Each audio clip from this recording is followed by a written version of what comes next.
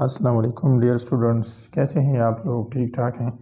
अच्छा बेटा, आज का जो हमारा टॉपिक है वो है कैपेसिटर और कैपेसिटेंस। कैपेसिटर क्या है, उसके टाइप्स क्या हैं, उसका वर्किंग प्रिंसिपल क्या है। इसके अलावा कैपेसिटेंस हम किस चीज़ को कहते हैं, कैपेसिटेंस का डिपेंड जो है वो कौन कौन से फैक्टर्स पर है। ठीक है। कैपेसिटर्स को हम एक दूसरा नाम भी लेते हैं जिसको हम कहते हैं कंडेंसर। ठीक है। कंडेंसर इसको इस वजह से कहा जाता है क्योंकि नॉर्मली इसमें जो प्लेट्स हमारे साथ लगे होते हैं वो कंडक्टर होते हैं। ठीक है, कंडक्टिंग प्लेट होते हैं, मेटल्स के बने होते हैं। सो दैट इज़ वाई इसका एक दूसरा नाम जो है वो है कंडेंसर। ठीक है। कैपेसिटर की हम डिफिनीशन इस तरह कर सकते हैं कि a device which is use to store electrical charge और इलेक्ट्रिकल एनर्जी, या हम कह सकते हैं कि a device which is use to store energy which is associated to the electrical charge. मतलब वो डिवाइस जिसको हम यूज़ कर सकते हैं इलेक्ट्रिकल चार्ज को स्टोर करने के लिए, लेकिन नॉर्मली चार्ज को स्टोर नहीं किया जा सकता। तो चार्ज के साथ जो एसोसिएटेड एनर्जी होती है उसी को हम स्टोर करते हैं, तो ऐसे डिवाइस को हम कहते हैं कैपेसिटर। दूसरा हम ये भी कह सकते हैं कि a device which is use to store electrical energy for very short interval of time.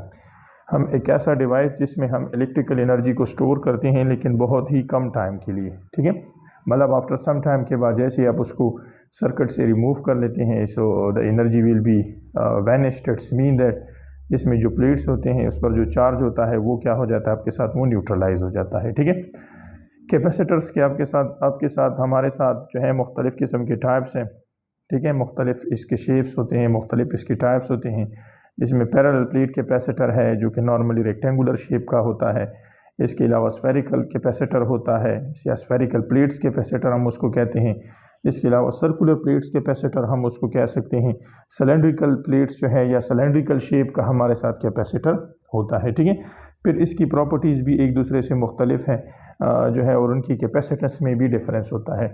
लेकिन जो हमारे कोर्स में है 9th 10th जो है 10th में जो हम पढ़ाते हैं, या फर्स्ट ईयर सेकेंड ईयर में जो होता है आपके साथ, तो वो जो कैपेसिटर होता है वहाँ पर हम सिंपलेस्ट टाइप ऑफ कैपेसिटर लेते हैं, और ऐसे कैपेसिटर्स को पैरेलल प्लेट कैपेसिटर कहा जाता है। पैरेलल प्लेट कैपेसिटर का मतलब ये है कि उसमें दो प्लेट्स होते हैं, दोनों पैरेलल होते हैं। दोनों प्लेट्स जो है वो कंडक्टर्स के होते हैं। ठीक है, आपके साथ जो है एक अगर आयरन होगा तो एक आयरन ऑक्साइड का होगा। ठीक है, एक एल्यूमिनियम है तो दूसरा प्लेट एल्यूमिनियम ऑक्साइड का होता है। तो इसी तरह हमारे साथ जो है कंडक्टर्स के बने होते हैं और दोनों पैरेलल्स होते हैं। इन प्लेट्स के दरमियान जो है मीडियम होता है, वो मीडियम या तो वैक्यूम और एयर होता है, या इसके अलावा हम कोई दूसरा मटेरियल रख सकते हैं जिसको हम डाई इलेक्ट्रिक कहते हैं। डाई इलेक्ट्रिक कांस्टेंट जिस तरह मैंने आपको पहले भी बताया था। ठीक है, या हम इसको इंसुलेटिंग कांस्टेंट भी कह सकते हैं कि डाई इलेक्ट्रिक कांस्टेंट उस कांस्टेंट्स को कहा जाता है कि जिसमें in the presence of the field it will be generating two faces, positive and negative face. एक ऐसा मटेरियल जब आप उस पर क्या कर लें, इलेक्ट्रिक फील्ड लगा लें या मैग्नेटिक फील्ड लगा लें और उसमें दो फेसेस जनरेट हो जाएं, पॉजिटिव और negative, so such like material is called dielectric. और उसकी जो वैल्यू होती है, उसका जो स्ट्रेंथ होता है वो कांस्टेंट होता है। So that is why we call it dielectric constant. ठीक है।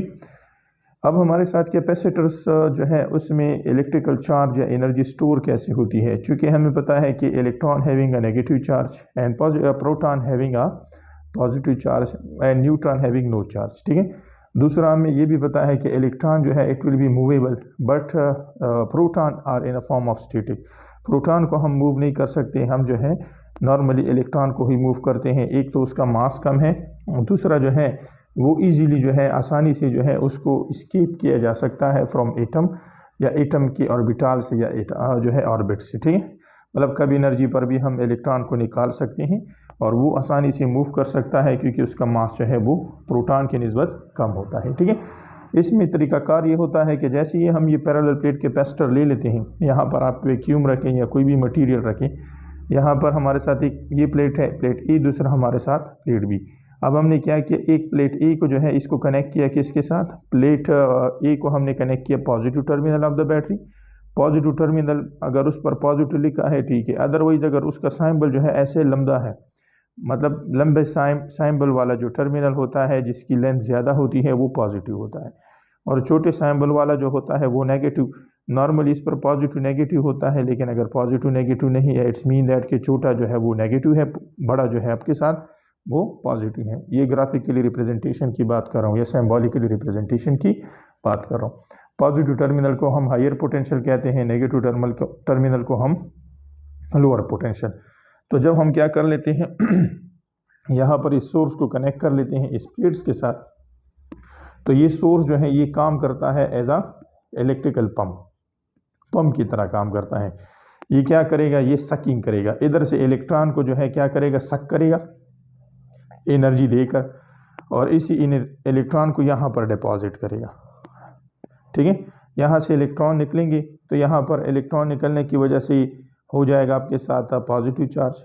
एक इलेक्ट्रॉन निकला, यहाँ पर इलेक्ट्रॉन डिपॉजिट हो जाएंगे तो यहाँ पर हो जाएगा नेगेटिव चार्ज, क्योंकि इनिशियली यहाँ पर इलेक्ट्रॉन और प्रोटॉन सेम थे, यहाँ पर भी इलेक्ट्रॉन और प्रोटॉन सेम। लेकिन पॉजिटिव टर्मिनल जो है higher potential just like electrical pump, ये इलेक्ट्रॉन को सक करेगा, अपनी तरफ खींचेगा, तो यहाँ पर पॉजिटिव चार्ज, और इसी इलेक्ट्रॉन को यहाँ पर डिपॉजिट करेगा। क्योंकि ये सोर्स जो है आपके साथ, ये कोई जो है ऐसा डिवाइस नहीं है जो कि स्टोर कर सके अपने इलेक्ट्रॉनों को, इसको यहाँ पर डिपॉजिट करेगा by applying energy, by applying potential. ठीक है, एनर्जी लगाते हुए इधर से इलेक्ट्रॉन निकालेगा, इधर डिपॉजिट करेगा। यहाँ पर जितने इलेक्ट्रॉन इधर से निकलेंगे उतने पॉजिटिव चार्ज, यहाँ पर जितने इलेक्ट्रॉन डिपॉजिट होंगे उस पर नेगेटिव चार्ज। एक वक्त ऐसे आ जाएगा कि फर्दर यहाँ से इलेक्ट्रॉन डिपॉजिट होना स्टॉप हो जाते हैं, क्योंकि यहाँ पर फॉर एग्जांपल ये एक इलेक्ट्रॉन निकल गया पॉजिटिव चार्ज, दूसरा पॉजिटिव चार्ज, तीसरा। अब अगर आप चौथा पॉजिटिव चार्ज भी इधर से दूसरा इलेक्ट्रॉन निकालेंगे तो उसको ज़्यादा एनर्जी प्रोवाइड करेंगे, और वो एनर्जी जो है इस सोर्स की एनर्जी से कम होती है। तो इट्स मीन दैट कि इस केस में जो है इलेक्ट्रॉनों की जो है यहाँ से रिमूवल स्टॉप हो जाती है, यहाँ पर इलेक्ट्रॉन फर्दर डिपोजिशन उसकी स्टॉप हो जाती है। तो फिर हम क्या कहते हैं कि कैपेसिटर जो है वो फुली चार्ज हो गया। ठीक है, या हम ये कह सकते हैं कि यहाँ पर जब हम पॉजिटिव कनेक्ट कर लेते हैं तो ये पॉजिटिव क्या करेगा, यहाँ से इलेक्ट्रॉनों को अपनी तरफ खींचेगा, और इस इलेक्ट्रॉनों को यहाँ पर क्या करेगा, डिपॉजिट करेगा।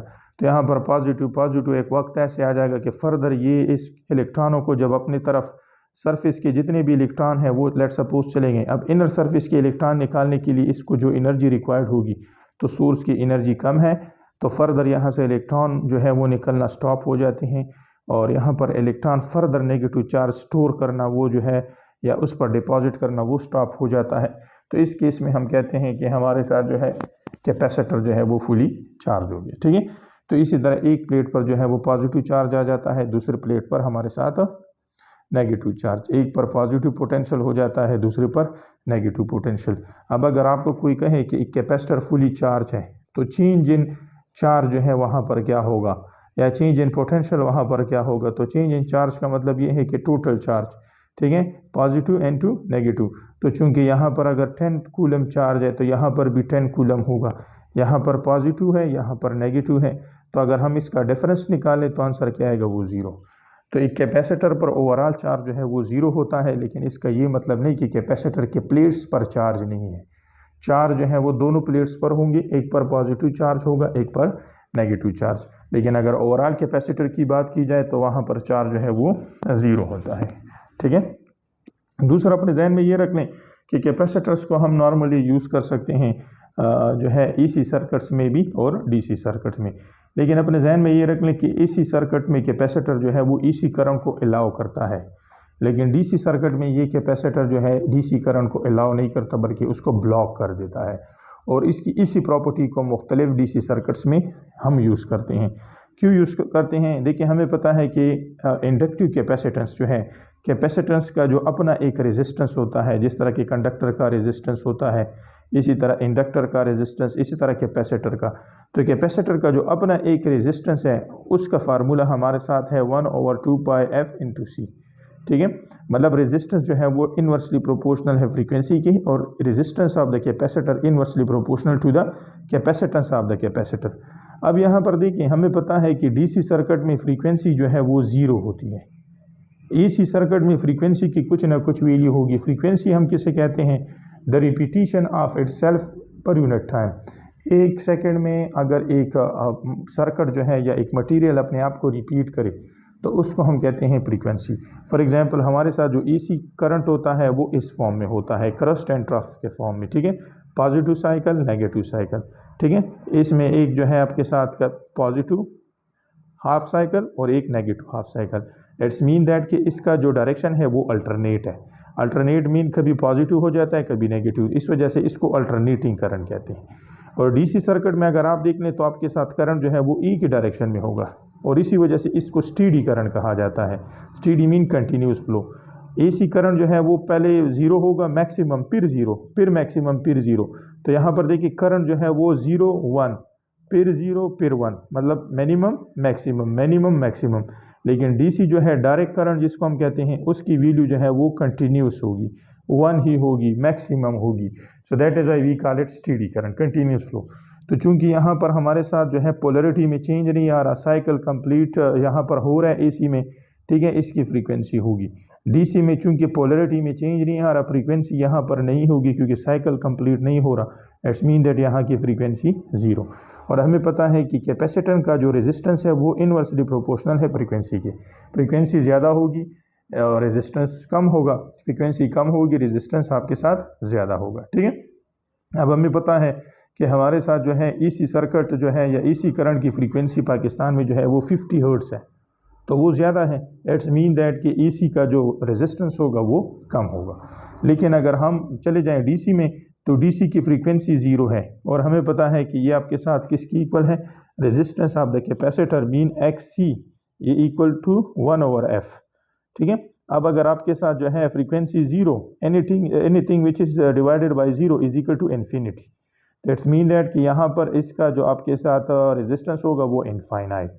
इनफाइनाइट का मतलब ये है कि यहाँ पर डीसी करंट जब किसी कैपेसिटर में से आप पास करेंगे तो वो कैपेसिटर उसको क्या कर लेगा, ब्लॉक कर देता है, स्टॉप कर देता है, उसको जो है एक फर्दर फ्लो नहीं कराने देता, ठीक है। So that is why we use capacitor in AC circuit और in DC circuits, but AC current is if we flow the AC current in a capacitor, so the capacitor block the DC current and allow the AC current, ठीक है।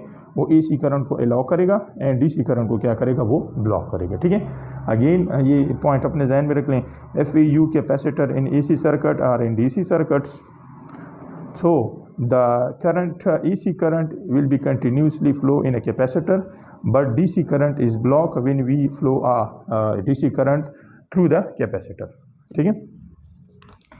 अच्छा, next हमारे साथ यहाँ पर है, हम कैपेसिटर को यूज़ कर सकते हैं डीसी सर्किट्स में एज अ इन्वर्टर यूज़ कर सकते हैं, एज अ ओवरकॉम जो है रिपल्स को ख़त्म करने के लिए यूज़ कर सकते हैं, एज अ फिल्टर।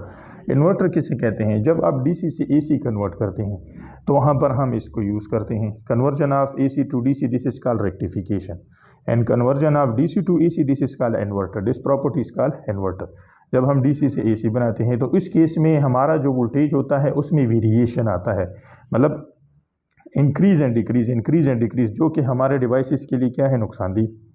तो इस फिनोमेना को रिपल्स कहा जाता है, ठीक है। रिपल्स मीन कंटिन्यूस जो है वहाँ पर फ्लो ऑफ चार्ज या वोल्टेज जो है वो कंटिन्यू नहीं होता। जब आप डीसी को एसी में कन्वर्ट करते हैं तो उस कंटिन्यूटी की वजह से, डिसकंटिन्यूटी की वजह से हमारा जो डिवाइसेज हैं, फैंस वगैरह, रेफ्रिजरेटर्स, वो ख़राब हो सकते हैं। तो फिर हम क्या करते हैं, उस डिसकंटिन्यूटी को कंटिन्यूटी में कन्वर्ट करने के लिए उस सर्किट में, इन्वर्टर में हम क्या लगा लेते हैं, कैपेसिटर। तो वो रिपल्स को ख़त्म कर लेता है और हमारा जो करंट होता है जो कि डीसी से एसी में कन्वर्ट होता है वो स्मूथ हो जाता है, कंटिन्यू हो जाता है। एज अ फ़िल्टर यूज़ किया जाता है। एज अ फ़िल्टर मीन अगर आप चाहते हैं कि एक हमारे साथ जो है एक से ज़्यादा वोल्टेजेस हैं या करंट है या सिग्नल्स हैं, मोबाइल सिग्नल्स हैं या कोई और सिग्नल है हमारे साथ, और हम चाहते हैं कि उन सिग्नल्स को क्या कर सकें, कुछ सिग्नल्स को ड्रॉप किया जा सके और हाई फ्रीक्वेंसी वाले को अलाउ किया जा सके, या हाई को ड्रॉप किया जा सके और लो को अलाउ किया जाए, तो फिर हम वहाँ पर कैपेसिटर यूज़ करते हैं। और वो कैपेसिटर जो फंक्शन हम, जिस फंक्शन के लिए हम उसको यूज़ करेंगे तो वो उसको ड्रॉप करेगा और दूसरे को अलाउ करेगा, ठीक है। कैपेसिटर्स जो है, जो डीसी सर्किट्स में कैपेसिटर्स यूज़ होते हैं वो नॉर्मली जो है पॉलीमर्स एल्यूमिनियम इलेक्ट्रोलाइटिक कैपेसिटर होते हैं, या हम एल्यूमिनियम इलेक्ट्रोलाइटिक कैपेसिटर भी कह सकते हैं। नॉर्मली ब्लैक कलर के होते हैं, इस तरह सिलेंड्रिकल शेप इसका होता है, ठीक है। आप लोगों ने मोबाइल फ़ोन्स में देखे होंगे, ठीक है, आपने पावर सप्लाई में देखा होगा, एसीज़ में, मुख्तलिफ जगहों पर इस तरह के ब्लैक कलर के होते हैं, सिलेंड्रिकल उनका शेप होता है। तो ये हमारे साथ एल्यूमिनियम इलेक्ट्रोलाइटिक कैपेसिटर्स होते हैं जो कि हम यूज़ करते हैं कहाँ पर, डीसी सर्किट्स में, ठीक है। और ध्यान में रख लें कि डीसी सर्किट्स में जो कैपेसिटर यूज़ किया जाता है वो डीसी सर्किट्स की करंट को ब्लॉक करता है। सो इस वजह से उसकी इस प्रॉपर्टी को यूज़ किया जाता है। ठीक है, दूसरा अपने जहन में ये रख लें कि जितना हम एक कैपेसिटर्स को वोल्टेज देंगे, वोल्टेज क्या है, चार्ज आपके साथ जो है एनर्जी पर यूनिट चार्ज, आपके साथ एक चार्ज के साथ एसोसिएटेड एनर्जी क्या है, चार्ज हम किसे कहते हैं, चार्ज हमारे साथ जिस तरह के करंट जो है वो है हमारे साथ चार्ज पर यूनिट टाइम। ठीक है, तो charge is equal to current into time. ठीक है, चार्ज हम किसे कहते हैं, हमारे साथ पॉजिटिव नेगेटिव चार्ज, जिस तरह कि मैंने कूलम लॉ में इसको एक्सप्लेन किया है, गाशिस लॉ में एक्सप्लेन किया है, चार्ज एक इंट्रिंसिक प्रॉपर्टी है। तो चार्ज आपके साथ ज़्यादा होगा, कब ज़्यादा होगा, जब आप सोर्स की मदद से वोल्टेज या एनर्जी ज़्यादा देंगे। जितनी एनर्जी ज़्यादा देंगे ज़्यादा चार्ज, जिस तरह पंपिंग का फंक्शन होता है, ज़्यादा एनर्जी देंगे ज़्यादा से ज़्यादा इलेक्ट्रॉन निकलेंगे, कम एनर्जी देंगे कम से कम इलेक्ट्रॉन निकलेंगे और डिपॉजिट होंगे। So potential is proportional to, directly proportional to the charge. यहाँ पर प्रोपोर्शनलिटी से इक्वलिटी, यहाँ पर कांस्टेंट आ जाता है, उस कांस्टेंट को हम रिप्रेजेंट करते हैं सी से, and this is called capacitance of the capacitor. इसका जो हमारे साथ फार्मूला है C Q is equal to C V, so C is equal to Q by V. हमारे साथ कैपेसिटेंस ऑफ कैपेसिटर को हम सी से रिप्रेजेंट करते हैं, उसका यूनिट जो है वो फेराड है, और फेराड जो है वो कूलम पर वोल्ट के बराबर है। अब सी क्या है, सी जो है दिस इज़ द एबिलिटी, ये आपके साथ कैपेसिटर की एबिलिटी है कि वो अपने अंदर कितने चार्ज को स्टोर कर सकता है। अपने जहन में ये रख लें कि कैपेसिटेंस ऑफ द कैपेसिटर जो है वो ना तो चार्ज पर डिपेंड करता है और ना ही पोटेंशियल पर।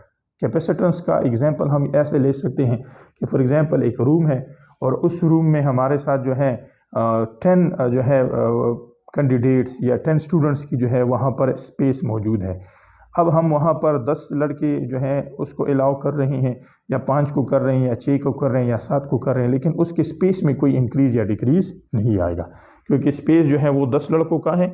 आप उसमें 10 रखें फुली चार्ज हो जाएगा, आप उसमें 5 रखें हाफ चार्ज हो जाएगा। ठीक है, तो चार्ज और वोल्टेज को ज़्यादा करने से या कम करने से कैपेसिटेंस में कोई इंक्रीज़ या डिक्रीज़ नहीं आता। कैपेसिटेंस का डिपेंड जो है वो एरिया पर है, डिस्टेंस ऑफ द सेपरेशन पर है, आपके प्लेट का जो डिस्टेंस है उसमें सेपरेशन कितनी है, ज़्यादा है कम है, इसके अलावा प्लेट्स के दरमियान जो मीडियम है वो कौन सा है, तो इन फैक्टर्स पर उसका डिपेंड है, और चार्ज और वोल्टेज पर उसका कोई डिपेंड नहीं है। अब हम मालूम करते हैं कि पैरेलल प्लेट कैपेसिटर का जो है उसका कैपेसिटेंस, उसकी वैल्यू क्या होगी, उसका फार्मूला क्या होगा, कैसे मालूम करेंगे। और अगर हम दो प्लेट्स के दरमियान जो है वो एयर या वैक्यूम रखें फिर कैपेसिटेंस ज़्यादा होगा, या अदर मटेरियल रखें तो फिर ज़्यादा होगा। ठीक है, हमारे साथ एक फार्मूला है जिसको हम कहते हैं इलेक्ट्रिक फील्ड स्ट्रेंथ, या हम उसको कहते हैं पोटेंशियल ग्रेडियंट। पोटेंशियल ग्रेडियंट का मतलब है, पोटेंशियल कहते हैं हमारे साथ एनर्जी, ठीक है, या वोल्टेज। वोल्टेज किसे कहते हैं, voltage mean energy per unit charge, या work done per unit charge, एक चार्ज के साथ कितनी एनर्जी है। ठीक है, और ग्रेडियंट का मतलब क्या है कि वो प्रॉपर्टी जो कि आपके साथ कंटिन्यूसली इंक्रीज या डिक्रीज हो। अगर आप जो है डिस्टेंस को ज़्यादा करते हैं, इंक्रीज और डिक्रीज हो जाए, टेम्परेचर को चेंज कर लेते हैं, प्रेशर को कर लेते हैं, तो वो प्रॉपर्टी जो कि किसी और फैक्टर के साथ उसमें इंक्रीज और डिक्रीज आए तो उसको कहते हैं ग्रेडियंट।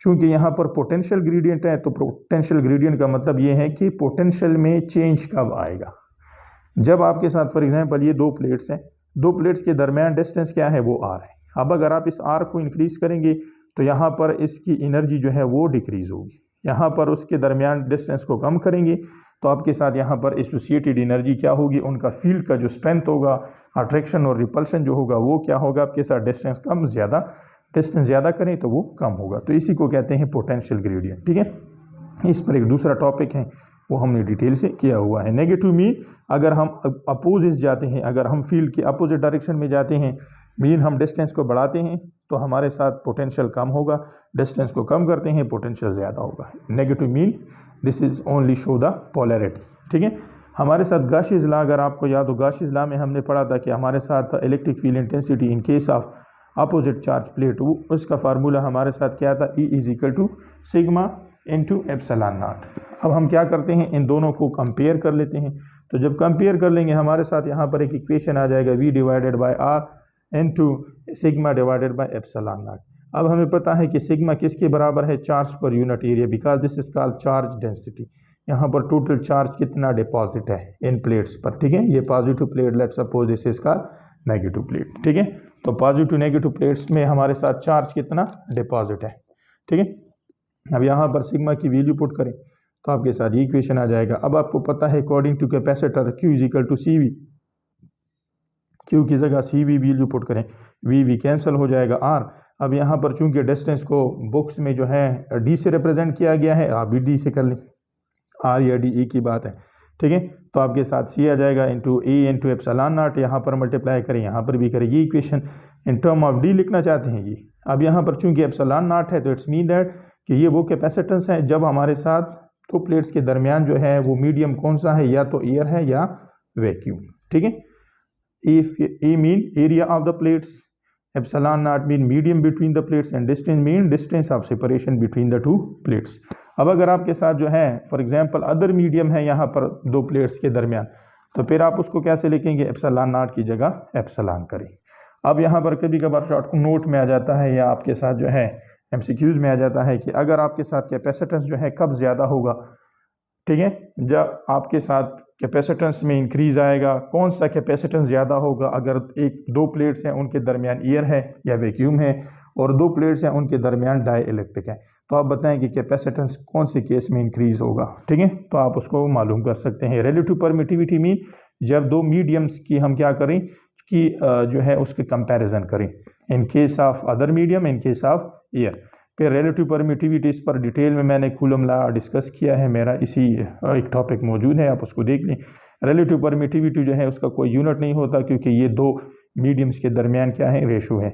इसकी वैल्यू जो है 1 के बराबर होगी इन केस ऑफ एयर और वैक्यूम, और इसके अलावा ये आपके साथ जो है अगर कोई दूसरा मीडियम है तो इसकी वैल्यू हमेशा ग्रेटर देन 1 होगी, ठीक है। अब आपको पता है कि in case of other medium हमारे साथ कैपेसिटेंस का फार्मूला ये है, A into epsilon into D divided by D. अब आप एप्सिलॉन की वैल्यू पुट कर लें, रिलेटिव परमिटिविटी एप्सिलॉन नॉट। अब आपको पता है कि ए एप्सिलॉन नॉट डी ये किसके बराबर है, capacitance in case of air or vacuum, epsilon R रह जाएगा आपके साथ, तो ये एक इक्वेशन है। अब देखें वैक्यूम वाला कैपेसिटेंस तब मीडियम के बराबर होगा जब उसके साथ एप्सिलॉन आर को मल्टीप्लाई करेंगे। एप्सिलॉन आर की वैल्यू जो है 1 से ग्रेटर है, तो जब ये मल्टीप्लाई होगा then it will be equal to this, so it's mean that कि ये ग्रेटर हुआ ये स्मॉलर हुआ, ठीक है। अब यहाँ पर ऐसे क्यों होता है, ये इस वजह से होता है कि अगर आप दूसरा मीडियम यहाँ पर रख लेते हैं, एयर है, तो एयर चूंकि एक इंसुलेटर है, वहाँ पर इलेक्ट्रिकल चार्ज या वहाँ से इलेक्ट्रिकल लाइन जो है वो पास नहीं हो सकती, क्योंकि इंसुलेटर जो है उसमें हमारे साथ जिस तरह हमने पढ़ा है कि कंडक्टर जो है वो क्या करता है, वो चार्ज को फ्लो कराता है, इंसुलेटर जो है वो चार्ज को फ्लो नहीं करा सकता। लेकिन जब हम मीडियम्स रख लेते हैं, यहाँ पर फॉर एग्जांपल एयर है, तो यहाँ पर सिर्फ चार्ज स्टोर हो जाता है इन प्लेट के सरफेस पर, ठीक है, दरमियान में कोई चार्ज नहीं होता। लेकिन जब हम यहाँ पर डाइलेक्ट्रिक मीडियम रख लेते हैं तो कुछ चार्ज यहाँ पर स्टोर हो जाएगा और कुछ चार्ज यहाँ पर स्टोर हो जाता है इस मीडियम में, और ऐसे चार्ज को फिर या ऐसे करंट को डिस्प्लेसमेंट करंट कहते हैं। वो करंट जो कि आपके साथ जो है इस मीडियम में रिस्टोर हो जाए इन the presence of electric field, so that is Y capacitance ज़्यादा होगा जब अदर मीडियम रखेंगे, और अगर एयर और वैक्यूम होगा तो कैपेसिटेंस कम होगा। वीडियो पसंद आए तो इसको लाइक भी करें, शेयर भी करें, और कोई क्वेश्चन है, MCQs हैं इससे रिलेटेड तो आप पूछ सकते हैं, कमेंट्स में बता सकते हैं, और साथ ही साथ में इसको नोट कर लें। इम्पोर्टेंट पॉइंट है, ईटा वगैरह में इसकी जो है पॉसिबिलिटीज़ हैं कि आ सकते हैं इससे कोई MCQs वगैरह या टॉपिक्स, ठीक है। Thank you.